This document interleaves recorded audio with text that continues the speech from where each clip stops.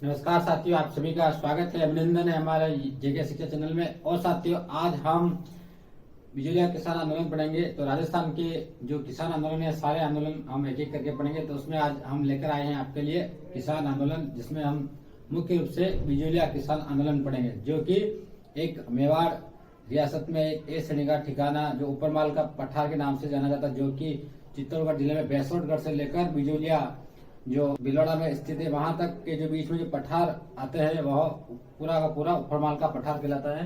तो आप सभी को बने रहिए हमारे चैनल में। तो देखते हैं, शुरुआत करते हैं हम सबसे पहले कि बिजलिया किसान आंदोलन। तो सबसे पहले हम ये जानेंगे कि इस आंदोलन के नेतृत्वकर्ता कौन थे, क्यों यह आंदोलन हुआ। तो सबसे पहले हम देखेंगे पुराने समय में जब रियासतों में जब कर लिए जाते हैं, उन्हीं करों को लेकर यह आंदोलन हुआ था। और मुख्य रूप से किसान लोगों ने किया था, जो कि ऊपरमाल के पठार में बिजलिया साइड में जो दाकड़ समाज के लोग थे, तो उन्होंने इस आंदोलन को गति प्रदान करी। और सबसे मुख्य बात यह है कि यह भारत का सबसे लंबा चलने वाला आंदोलन था, करीब 44 वर्षों तक चला। और सबसे बड़ी बात और यह है कि यह अहिंसक था, यानी कि इसमें कोई हिंसा नहीं हुई थी। बाकी हम देखते हैं कि बहुत सारे आंदोलन ऐसे होते हैं जिसमें हिंसा का सहारा लिया जाता है, लेकिन ये एकमात्र ऐसा आंदोलन था जो कि इतिहास में प्रसिद्ध हो गया, लोकप्रिय हो गया। क्यों? क्योंकि यह अहिंसक आंदोलन था। ठीक है, तो हम शुरुआत करते हैं और हम आशा उम्मीद करते हैं कि साथियों आपको यहीं के यहीं याद हो जाए। और आगे हम देखते हैं। चलो, तो प्रथम चरण, इसके 3 चरण पढ़ेंगे। 3 चरण आप याद रखिए। 3 चरण के साथ हम इसकी शुरुआत करेंगे कि प्रथम चरण कब से कब तक चला, उसमें नेतृत्वकर्ता कौन थे। द्वितीय चरण कब से कब तक चला, उसमें नेतृत्वकर्ता कौन थे, मुख्य भूमिका किसकी रही। उसी के साथ तृतीय चरण का जो है नेतृत्वकर्ता कौन थे, कौन कौन से मुख्य इसमें भूमिका निभाई, और इसके साथ परिणाम क्या निकले, तीनों परिणाम के क्या परिणाम निकले। तो आइए कि सबसे पहले प्रथम चरण 1915 तक चला।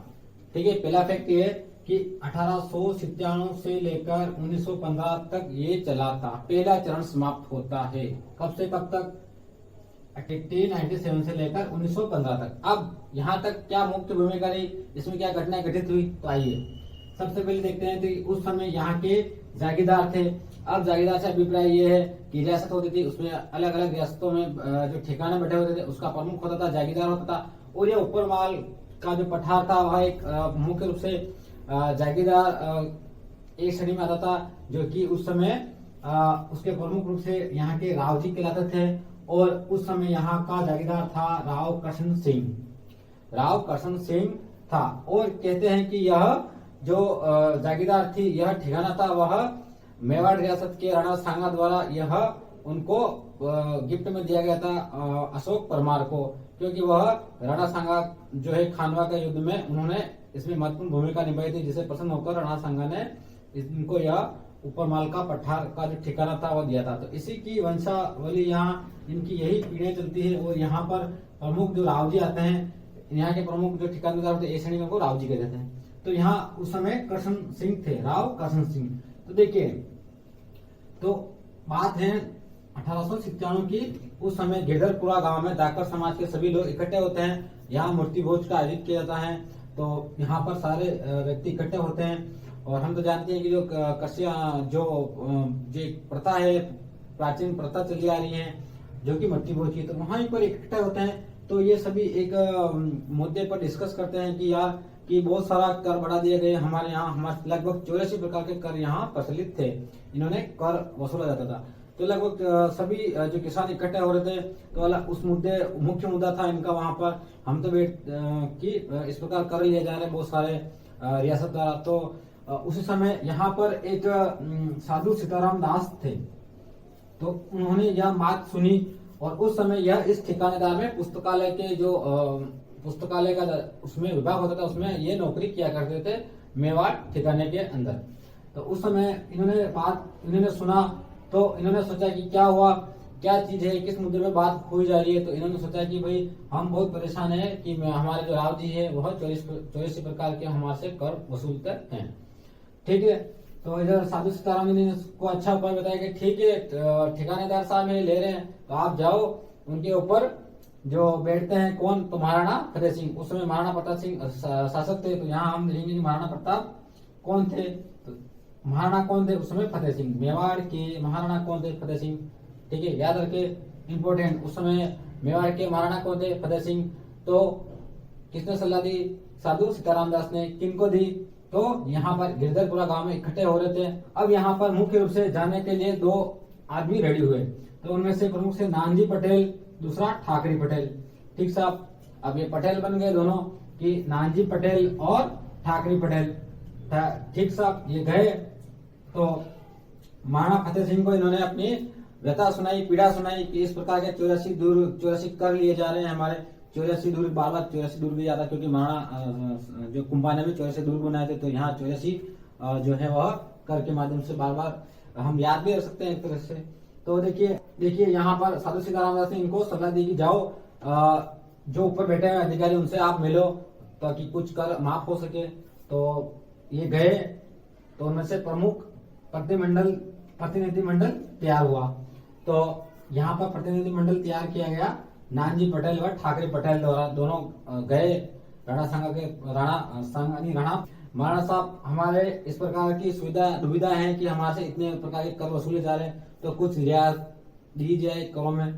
तो इससे जब महाराणा फतेह सिंह को इस बात का पता चला, तो उन्होंने ठीक है एक प्रतिनिधि मंडल भेजा, वहीं से आयोग गठित किया, जांच आयोग गठित। तो उस आयोग का नाम था हामिद हुसैन आयोग, कंप्लीट हामिद हुसैन आयोग। तो जांच के लिए गए, तो इन्होंने जब गिरधरीपुरा गांव, जब बिजोलिया ठिकाने में गए और उन्होंने सब पता किया, तो वाकई में बात सच थी, क्योंकि 84 प्रकार के कर लिए जा रहे थे। तो इस प्रकार इनकी जो रिपोर्ट तैयार की, इन्होंने रिपोर्ट तैयार करी, और इस प्रकार रिपोर्ट तैयार करते इन्होंने जो रिपोर्ट है वह किसानों के पक्ष में दी। तो जब महाराणा फतेह सिंह के पास पहुंचे लेकर, तो इन्होंने जब रिपोर्ट देखी तो इनके किसान तो, लेकिन इन्होंने इस रिपोर्ट का कोई भी औचित्य नहीं निकला, यानी कि कुल मिला के कार्रवाई नहीं की गई। इस रिपोर्ट के आधार पर जो रिपोर्ट बनी थी किसानों के पक्ष में, उस रिपोर्ट पे कोई भी कार्रवाई नहीं की गई। अब किसान क्या करेंगे? तो किसान कुछ नहीं करेंगे, बैठ जाएंगे तब तक जब इस बात का पता यहाँ के राव जी को, जागीरदार राव कृष्ण सिंह को चलता है कि मेरे खिलाफ मेरी शिकायत की गई। कहाँ पर? गजेटेड ऑफिसर यानी कि कुल मिला के फतेह सिंह जी महाराणा दरबार में मेरी शिकायत की गई। किसने करी? तो साहब इन्होंने नानजी पटेल और ठाकरे पटेल ने इनकी शिकायत करी। तो इनको क्या किया जाता है कि इनको जो ठिकाना होता है उससे निर्वासित किया जाता है। इम्पोर्टेंट है कि किन किन को निर्वासित किया गया। प्रतिनिधि मंडल कौन थे जो महाराणा फतेह सिंह के दरबार में उपस्थित हुए यहाँ की? तो नानजी पटेल और ठाकरे पटेल। इनको बाद में जब इस बात का पता चलता है किसको? राव कृष्ण सिंह को, तो इनको इस ठिकाने से निर्वासित कर दिया जाता है बाद में। अब और इससे गुस्सा आकर इन्होंने देखा कि अब और इनका कर बढ़ा दिया जाए, तो इन्होंने 1903 में एक कर और बढ़ा दिया। उस कर का नाम था चौरी कर, यानी कि वहां के जो किसान थे उनकी पुत्री का विवाह करने पर 5 रुपया जो है वह कर के रूपे उनको दिया जाना जरूरी था। किसको? राव कृष्ण सिंह को, यानी कि जागीरदार को 5 रुपए कर के रूप में और देना पड़ गया इनको। तो ठीक, तो इस प्रकार से हम कह सकते कि यह जो चौरी कर था, जिसको कन्या विवाह भी कहते हैं। ठीक है, तो इस प्रकार अब बात यहाँ तक नहीं हुई। इन किसानों ने इस कर के लगने के बाद अपनी कन्या का विवाह लगभग 1903 के बाद 1905 तक यहाँ तक नौबत आ गई कि उन्होंने अपनी कन्या का विवाह भी 1-1.5 साल तक उन्होंने नहीं कर पाए। तो अब देखिए 1906 में हो जाती है राव कृष्ण सिंह की मृत्यु। तो यहाँ पर 1906 में इनकी मृत्यु हो जाती है। तब नया जागीरदार बनता है कौन? तो पृथ्वी सिंह, राव पृथ्वी सिंह। अब राव पृथ्वी सिंह आ रहे हैं जागीरदार बनने के लिए राव जी। तो नए राव जी कौन? तो पृथ्वी सिंह जी। ठीक है, पुरानी चीजें चली आ रही है, 84 प्रकार के कर नहीं हुए, वहां गए नहीं हुए। फिर इन्होंने जैसे ही राव जी बनते ही तलवार बधाई कर ले लिया किसानों से। ये लो साहब, एक कर और ऊपर तलवार बधाई कर। अब तलवार बधाई कर ये होता है कि वैसे यह लिया जाता था, महाराणा जब राजा बनता था तो वह सामंतों से लिया जाता, लेकिन इन्होंने किसानों से वह कर वसूला, क्योंकि नए जागीरदार बन गए। तो तलवार बधाई के कर में इन्होंने एक कर और लगा दिया। अब साहब देखिए, तो इसका विरोध वापस किसान करेंगे। तो यहाँ पर महाराणा देखिए, अब यहाँ पर जो है वह दो लोग जो है मुख्य रूप से इसका जो है वह फतेहकरण व ब्रह्मदेव। तो यहाँ पर फतेहकरण व ब्रह्मदेव जो है वह यहाँ से इस तलवार बधाईकर का जो है वह क्या करते हैं, विरोध करते हैं। तो ये नाम याद रखिए, फतेहकरण और ब्रह्मदेव, जबकि यहाँ पर नानजी पटेल और ठाकरे पटेल। तो इन दोनों को वापस कौन निर्वासित करता है, तो पृथ्वी सिंह अपने ठिकानों से निर्वासित कर देता है।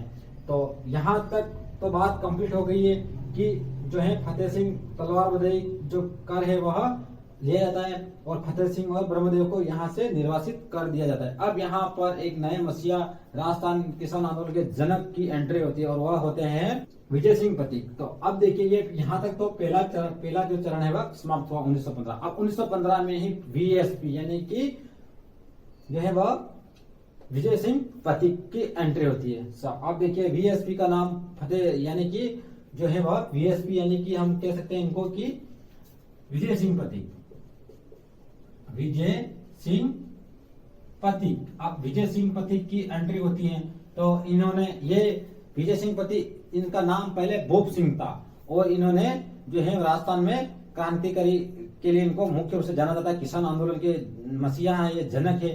तो यहाँ पर विजय सिंह आते हैं कि इनके संपर्क में साधु जो सीताराम जो होते हैं इनको ये अपनी व्यथा सुनाते हैं कि साधु सीताराम दास के संपर्क में आते ही इनको बोला जाता है कि इस प्रकार की घटना है हमारे बिजलिया ठिकाने में, क्या आप रेडी हो चलने के लिए, आंदोलन का नेतृत्व करने के लिए। ये रेडी हो जाते हैं और इस प्रकार इस आंदोलन के दूसरे चरण में मुख्य भूमिका निभाते हैं।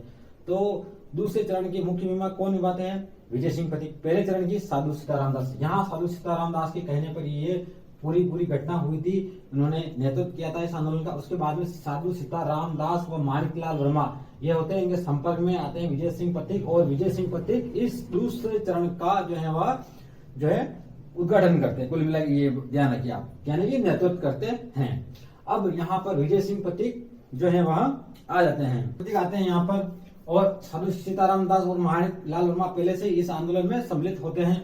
अब देखिए ये सबसे आते ही इन्होंने कहा कि चलो अब नए सिरे से इस आंदोलन को संगठित करते हैं, क्योंकि इसके लिए हमें टेक्नोलॉजी की आवश्यकता पड़ेगी, यानी नई टेक्नोलॉजी की व्हाट्सएप वगैरह मैसेज वगैरह देने पड़ेंगे। तो इन्होंने, हम कह सकते हैं कि इन्होंने फिर 1917 में सबसे पहले ऊपर पंच बोर्ड का गठन किया, यानी कि एक संगठन बनाया। बिना संगठन के कोई भी काम नहीं हो सकता। हम भी जानते हैं कि आजकल बिना संगठन के कोई बात अपनी मानी नहीं जाती है। अगर हमें अपनी बात को मनवाना तो कहेंगे संगठन बनाने की जरूरत होती है। तो इन्होंने अपने एक व्हाट्सएप मैसेज किया नहीं कि कुल मिला के संगठन बनाए। संगठन कौन सा बनाया 1917 में, इंपोर्टेंट है। सबसे पहले 1917 में इन्होंने ऊपर पंच बोर्ड की गठन किया और उसके जो है सरपंच यानी उसके अध्यक्ष किसको बनाया गया, मन्ना पटेल को। इंपोर्टेंट याद आ गया, मन्ना पटेल को अध्यक्ष बनाया किसका, 1917 में पंच बोर्ड की गठन की और एक समिति भी बनाई इन्होंने। समिति में फिर ये 5 मुख्य रूप से जो है सदस्य गठित किए गए, जिसमें मन्ना पटेल को यहाँ का सरपंच बनाया गया या अध्यक्ष बनाया गया, ठीक है। उसके बाद में इससे पहले ही विजय सिंह पथिक जो है वह राजस्थान सेवा संघ से भी जुड़े हुए थे और इस प्रकार जो है हम कहते हैं कि उन्होंने विद्या प्रचारणी की एक सभा का भी जो है गठन किया था, संस्था का। तो यहाँ पर अब देखिए इस घटना के बाद जो है साधु सीताराम दास व प्रेमचंद बिल की जो है वह क्या हो जाती है, गिरफ्तारी भी दी जाती है। और उसके बाद में अब ये पूरा जब घटनाक्रम चल रहा होता तो इसकी घटना की जांच के लिए जो है वह फिर 1919 में बिंदुलाल भट्टाचार्य आयोग का गठन किया जाता है। तो इम्पोर्टेंट है दूसरे चरण के दौरान 1919 में किस आयोग का गठन किया गया, इस तो बिंदुलाल भट्टाचार्य आयोग का गठन किया गया, जिसके सदस्य अमर सिंह प्रशासक नियुक्त किए गए और अफजल अली जो है वह जज नियुक्त किए गए इसके। तो यह हम देखेंगे 1919 में बिंदुलाल भट्टाचार्य आयोग का गठन किया गया। जब इस आयोग का गठन किया गया तो हम जानते हैं कि 1919 में जो महात्मा गांधी के आंदोलन भी उसमें चरम सीमा पर थे, यानी कि 1919 के जो आंदोलन थे, खिलाफत आंदोलन या असहयोग आंदोलन। तो यहाँ पर महात्मा गांधी से भी मिले विजय सिंह पथिक और इन्होंने अपनी व्यथा सुनाई कि इस आंदोलन का रूपरेखा हमने तैयार है, आप चलो आंदोलन करो। लेकिन उस समय जो है वह अलग ही काम में लग रहे थे अंग्रेजों को बाहर भगाने के लिए। तो यहाँ पर हम कह सकते हैं कि 2 आंदोलन करना वो समय बड़ा डिफिकल्ट था। तो इन्होंने एक बिंदुलाल भट्टाचार्य आयोग का गठन किया, लेकिन इसका भी कोई परिणाम नहीं निकला। ये आयोग तो गठित करे लेकिन इसका कोई परिणाम नहीं निकला, जिससे कारण यह जो है कि आंदोलन लंबा चला जा रहा था। अब देखिए जब उसके बाद में यह बिंदुलाल भट्टाचार्य आयोग कोई निर्णय नहीं ले पाया तो इसमें राजस्थान सेवा संघ जो संघ था जिसमें इस समय इस संगठन थे इसकी मदद कर रहे थे, तो उन्होंने अपना जांच आयोग बिठाने का निर्णय लिया। तो इसी से फिर महाराणा ने कहा कि जांच एजेंसी बाहर से नहीं होगी, कोई न कोई जांच एजेंसी जो होगी वह सिर्फ मेवाड़ की होगी। तो इन्होंने फिर बिंदुलाल भट्टाचार्य का गठन जो हुआ था, परिणाम निकलने के बाद जब इन्होंने एक और फिर गठन किया गया आयोग का, राज सिंह बेदला, इंपोर्टेंट है, राज सिंह बेदला, तख्त सिंह मेहता और जो है वह रमाकांत मालवीय, सेकंड जांच आयोग का गठन किया गया 1920 में। दूसरे चरण में राज सिंह मेहता, तख्त सिंह मेहता और रमाकांत मालवीय दादा का सेकंड जांच आयोग गठन किया गया, लेकिन इसका भी कोई परिणाम नहीं निकला। हम देखते हैं कि जांच आयोग गठन हो रहे लेकिन कोई परिणाम नहीं निकल पा रहे। तो इसके बाद में यह जो है वह समाचार के माध्यम से भारत में जो विजय सिंह पथिक के एक जो क्रांतिकारी थे, कौन थे, तो 1920 में गणेश शंकर विद्यार्थी, जो कानपुर से एक समाचार प्रकाशित होता था, प्रताप नाम का समाचार पत्र, तो उसमें अपना लेख जारी करवाया और इस प्रकार जो है वह इस आंदोलन गति पकड़ने लगा। और कहते हैं कि 1919 में जो अमृतसर का जो अधिवेशन था उसमें भी इस बात को रखा गया और 1919-20 के नागपुर अधिवेशन में भी इस प्रकार के जो आंदोलन के बारे में कुछ जगह तैयार की गई और इस प्रकार की बात को कांग्रेस के सम्मेलन में भी, अधिवेशन में भी रखा गया था। तो कुल मिला के ये आंदोलन अपनी राष्ट्रीय स्तर पर पहचान बना चुका था तब तक, लेकिन निर्णय इसका कोई निकल नहीं रहा था क्योंकि किसानों के जो कर थे वो माफ नहीं किए जा रहे थे, उनको कोई संतुष्टि नहीं मिल रही थी। लेकिन यह आंदोलन धीरे धीरे लोकप्रिय होते गया नेशनल स्तर पर। तो इसी के कारण जब ब्रिटिश सरकार थी उस समय तो दबाव में आई और उसने फिर अंतिम रूप से एक समिति का गठित किया आखिरकार। और उस समय जो एजीजी थे राजस्थान के एजेंट टू गवर्नर जनरल, तो उस समय एजीजी रॉबर्ट हॉलैंड की अध्यक्षता में एक समिति गठित की गई ब्रिटिश सरकार की। तो उसमें सदस्य कौन बने, देखो उसके इन्हीं के सचिव थे, एक तो आगलवी, रॉबर्ट हॉलैंड इसके अध्यक्ष बने और आगलवी जो है वह सचिव बने।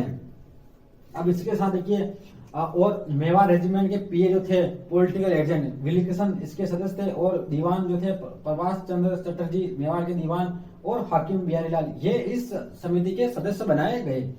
और इस प्रकार इनका परिणाम यह निकला कि इन्होंने लगभग 35 लाख कम खत्म करी। तो 35 लाख जो है वह 11 फरवरी, आप यहाँ डेट लिख सकते 11 फरवरी 1922 को लगभग इन्होंने इस प्रकार की लागतें 35 प्रकार की लागतें खत्म करने पर सहमति बनी। लेकिन सहमति बनी, लागू नहीं किया गया। महाराणा की तरफ से ये सहमति बनी थी ब्रिटिश सरकार के दबाव के कारण, लेकिन इसको लागू नहीं किया गया था जागीरदार के द्वारा।